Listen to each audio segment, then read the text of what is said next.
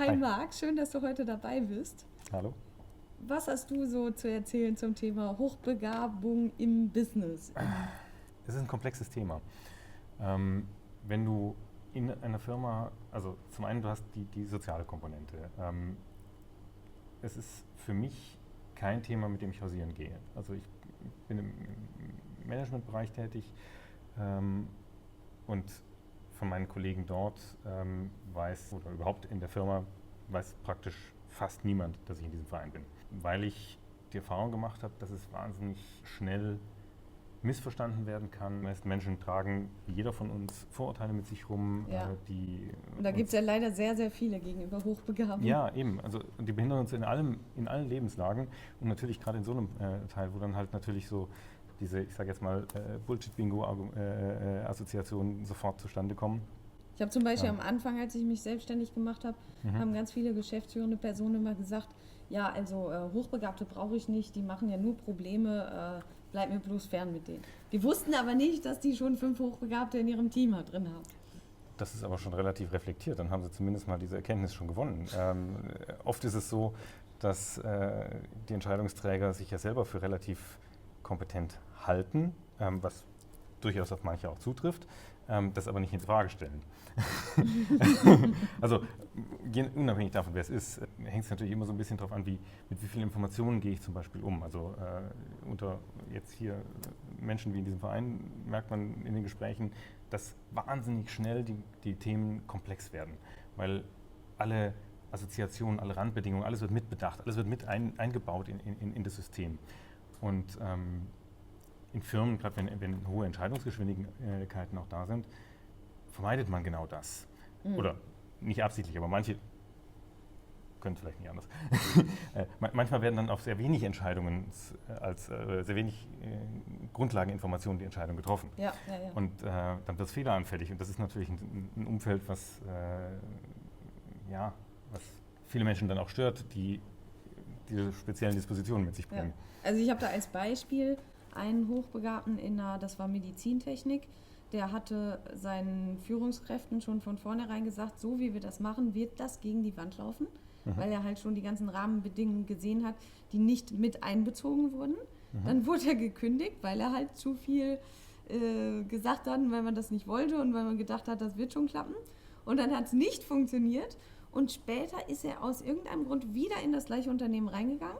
Und dann hat man ihn aber im Endeffekt gerade dafür wertgeschätzt, weil man gesehen hat, wow, der hatte doch recht. Ungewöhnliche, aber vielversprechende Geschichte. Ungewöhnlich, ja, aber das ist wirklich, dass die Firma das dann eingesehen hat und gesehen hat, dass die unglaubliche Vorteile hat, wenn sie darauf gehört hätten, wenn sie eben diese Person die diese vielen Rahmenbedingungen mit im Kopf hatte, mitgesehen hat, wenn sie die beachtet hätten sie ja viel Geld sparen können eben auch.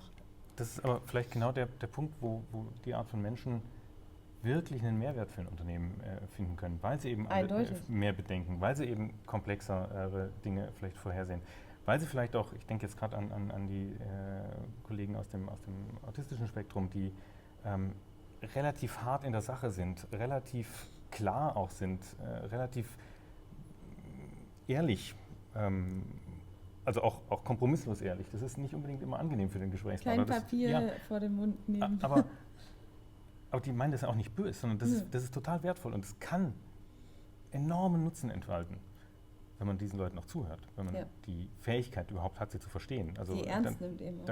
Also ich erlebe das wahnsinnig oft, dass man sagt irgendwas, man meint irgendwie eine ganz, ganz klare Aussage. Und das Gegenüber hört nicht,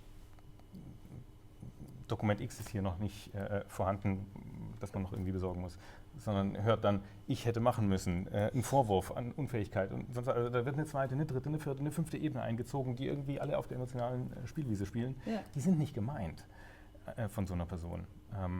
Würde man also hier die richtigen Leute zusammenbringen, wäre der Mehrwert einfach enorm.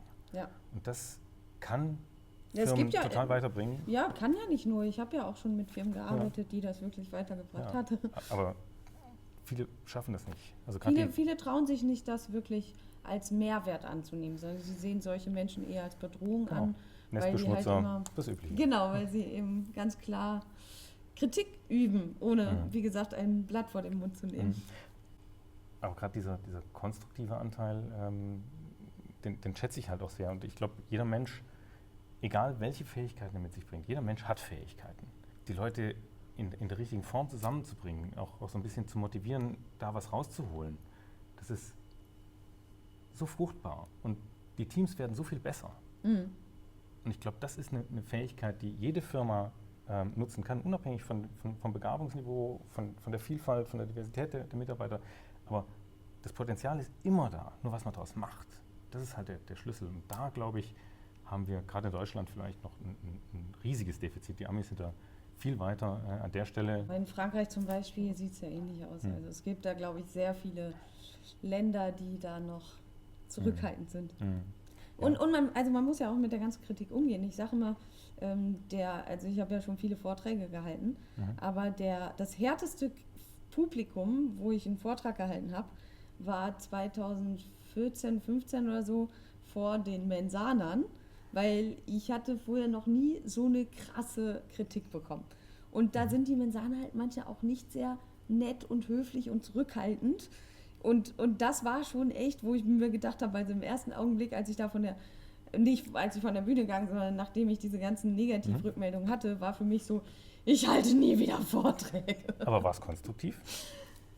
Teils. Also sage ich mal so, es hat mir Mut gemacht. Ich habe gedacht, ein schlimmeres Publikum gibt's nicht. Jeden anderen Vortrag, den ich halte, vor jedem anderen Publikum, das kann nur easy sein. Also wenn man einmal einen Vortrag vor Mensanern gehalten hat, schlimmer kann es nicht werden, finde ich. Dann ist es das perfekte Training. Absolut. Ja, aber genau das schätze ich halt auch. Du hast einen Austausch auf einem breiten Niveau, also unabhängig von der Vorbildung, die Leute können relativ schnell in ein Thema einsteigen. Die Fähigkeit, sich schnell Wissen anzueignen, aber halt auch Brücken zu bauen. Also selbst wenn ich von dem Thema gar keine Ahnung habe, keine Ahnung, gestern hatten wir hier was über Genealogie, also Gen-DNA-Entwicklung und ich bin die völlige Bionite, habe aber ein paar andere Grundbasiswissen. Und das kann man dann sofort verstehen, weil man die Parallele dann irgendwo zur IT sieht, zu irgendeinem Programmierthema, vielleicht zu irgendeinem Organigramm sieht und sofort verstanden werden kann, wie das zusammenpasst, wenn man diese Brücken schnell bauen kann. Und das ist genau das, was die Leute hier bei Mensa eigentlich in der Regel können. Und deswegen ist jede Konversation kann super schnell in die Tiefe gehen. Ja.